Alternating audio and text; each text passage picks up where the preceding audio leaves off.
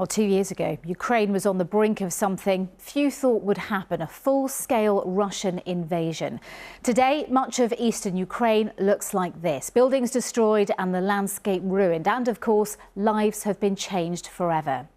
Ukraine's Western allies are urging the world to continue their support at a meeting of the United Nations Security Council in New York.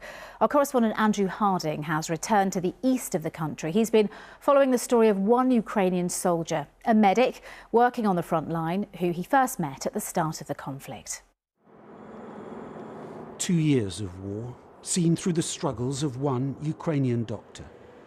This was the first time we met Oleg Kravchenko back in 2022 in a besieged town called Lysychansk. Oleg had just joined Ukraine's army as a volunteer medic. Look here. He drove us to his unit near the front lines. It's a save from Russia. Bomb. In those early days, a smiling Oleg was full of confidence. It's my country. But the Russians are pushing now. They're Yes. bombing a lot. I hope maybe 1.5 months and we will shoot every Russian. You'll push them out. Yes. So you think you're winning this? Yes, yes. But within weeks, the Russians had destroyed and captured Lysychansk. Nice to meet you. It would be a year before we met Oleg again. His medical team was now working in another frontline town, Bakhmut. Lots of casualties from Ukraine's struggling counter-offensive. The danger's growing. I'm still alive. You're still alive, yes. Alive, yes. But it's been a difficult year. Very difficult. As if to prove the point, incoming fire. You're not worried about your safety? Whew, my fate is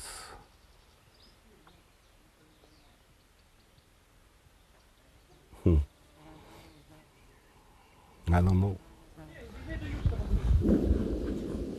And now, 2 years into the war, we've come to meet Oleg's team once again. As usual, they're in the thick of it. This time in Kupiansk, another furious battle underway. Russia now inching forwards.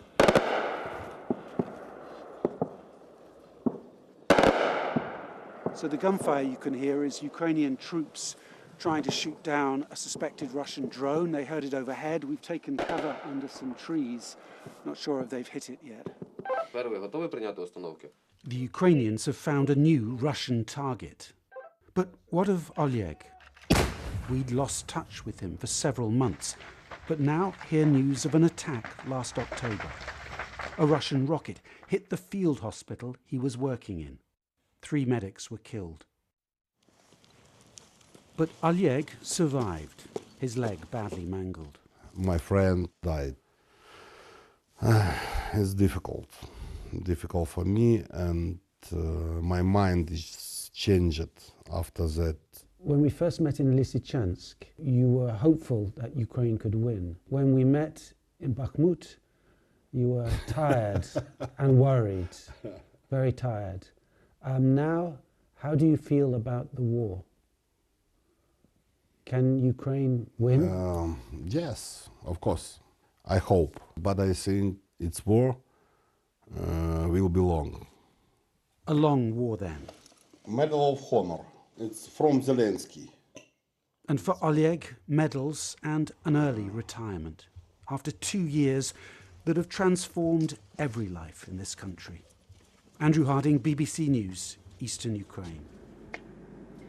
Our chief international correspondent, Lise Doucette, is in Kyiv tonight. Lise, you have been there throughout. You were there at the start of the conflict. 2 years on, where does it go from here?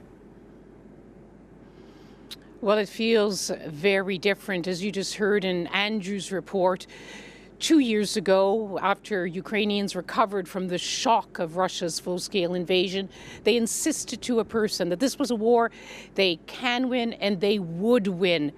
A year ago at this time, President Zelensky even said it would all be over by now. But now Ukrainians are accepting this will be a long war. And even more, that Russian forces are now advancing in eastern Ukraine from at least 5 directions. They're exploiting the delay in the deliveries of critical military support from its allies. Most of all, the $60 billion security package that's been held up in the US Congress by political infighting. On front lines, Ukrainian soldiers are exhausted and they're running low on ammunition. Everyone I've spoken to here, from people in coffee shops to top security officials, they all are grateful for the aid from allies, but they're warning they need military support now, saying that if President Putin wins in Ukraine, he won't stop in Ukraine.